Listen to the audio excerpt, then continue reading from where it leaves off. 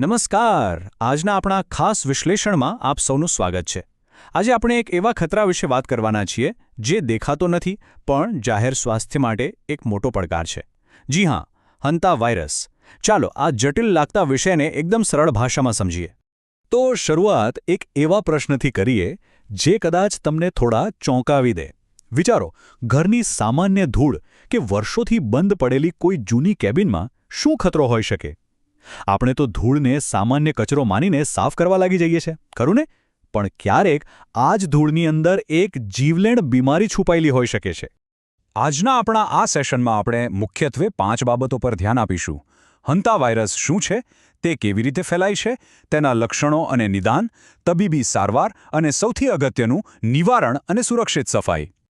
તો ચાલો આપણા પહેલા અને પાયાના પ્રશ્નથી જ શરૂઆત કરીએ કે આ હંતા વાયરસ આખરે છે શું? અહીં એક બહુ જ રસપ્રદ અને થોડી અજીબ વાત છે. ઉત્તર અમેરિકામાં આ વાયરસના સૌથી ઘાતક સ્વરૂપ, જેને સિન નોમ્બ્રે કહેવાય છે, તેનો મુખ્ય વાહક એક નાનકડો ઉંદર છે, ડિયર માઉસ. નવાઈની વાત તો એ છે કે આ ઉંદર પોતે ક્યારેય બીમાર નથી પડતો. તેનામાં કોઈ જ લક્ષણો દેખાતા નથી, છતાં તે આ ખતરનાક વાયરસ ફેલાવતો ફરે છે. હવે આ વાયરસનો પરિવાર દુનિયાભરમાં મુખ્યત્વે 2 અલગ-અલગ પ્રકારની ગંભીર બીમારીઓ ફેલાવે છે. એક તરફ છે એચપીએસ, જે ખાસ કરીને અમેરિકા ખંડમાં જોવા મળે છે. આ સીધો તમારા ફેફસા પર હુમલો કરે છે.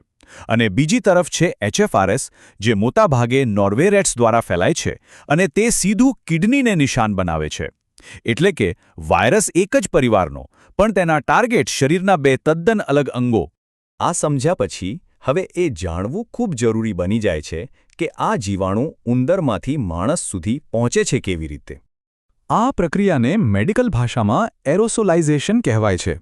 સરળ શબ્દોમાં કહીએ તો, જ્યારે ઉંદરના કચરા, તેના મળમૂત્ર કે માળાની સામગ્રી હવામાં ભળે છે અને આપણે એ દૂષિત હવા શ્વાસમાં લઈએ છીએ, બસ એટલું જ પૂરતું છે. વાયરસ શરીરમાં પ્રવેશી જાય છે. મતલબ, ચેપ લાગવા માટે ઉંદરનો કરડવું જરૂરી નથી, માત્ર એ દૂષિત હવામાં શ્વાસ લેવો જ જોખમી છે. તો પછી આનું સૌથી વધુ જોખમ કોને છે? સ્વાભાવિક છે કે જે લોકો આ કચરાની આસપાસ વધુ સમય વિતાવે છે, જેમ કે પેસ્ટ કંટ્રોલવાળા, પ્રાણીઓની સંભાળ રાખતા લોકો, જંગલોમાં કેમ્પિંગ કરતા પ્રવાસીઓ કે પછી એવા લોકો જેમના ઘરમાં પાળતુ ઉંદરો છે. આ લોકોએ વિશેષ કાળજી લેવી પડે છે. હવે માની લો કે કોઈ વ્યક્તિ આ વાયરસના સંપર્કમાં આવી ગઈ, તો આગળ શું થશે? ચાલો તેના લક્ષણો અને નિદાનની સમયરેખા સમજીએ. આ બીમારીની પેટર્ન થોડી ભયાનક છે. જુઓ, શરૂઆતમાં 1 થી 8 અઠવાડિયાનો એક ઇન્ક્યુબેશન પિરિયડ હોય છે, એકદમ શાંત સમય, જ્યારે કોઈ જ લક્ષણો દેખાતા નથી.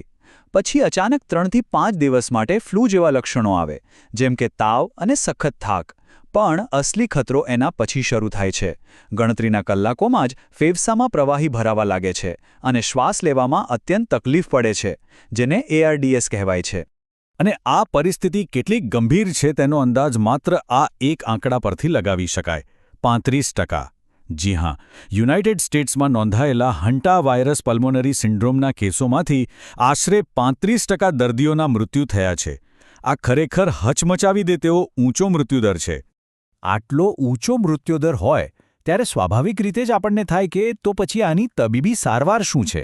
હવે અહીં એક કઠોર વાસ્તવિકતા સ્વીકારવી પડે એમ છે. એચપીએસ માટે હજુ સુધી કોઈ જ જાદુઈ કે ચોક્કસ એન્ટીવાયરલ દવા ઉપલબ્ધ નથી. દર્દીનો જીવ બચાવવાનો એકમાત્ર રસ્તો છે તાત્કાલિક ઇન્ટેન્સિવ કેર યુનિટ, એટલે કે આઈસીયુની સઘન સારવાર. ડોક્ટરો ઓક્સિજન થેરપી, ઇન્ટ્યુબેશન અને બ્લડ પ્રેશર મેન્ટેન કરવા જેવી તમામ સહાયક સારવાર આપીને દર્દીના શરીરને આ લડાઈ લડવામાં મદદ કરે છે. આ બધું જાણ્યા પછી એક વાત તો સ્પષ્ટ છે કે ઇલાજ કરતાં સાવચેતી વધુ સારી છે.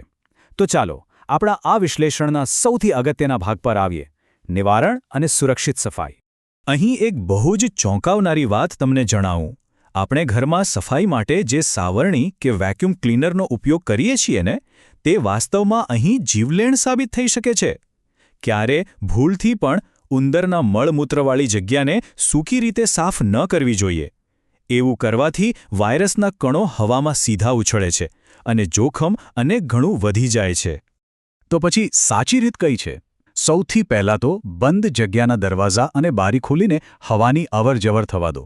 ત્યાર પછી ઉંદરના મળ કે કચરા પર બ્લીચ અથવા ઘરગથ્થુ જંતુનાશક દવા છાંટીને તેને પૂરેપૂરો પલાળી દો. આમ કરવાથી વાયરસ મરી જાય છે. અને છેલ્લે સાવરણીના બદલે એક ભીના ટુવાલથી હળવેકથી એ કચરો લૂછી લો અને આખા વિસ્તારમાં પોતું કરી દો.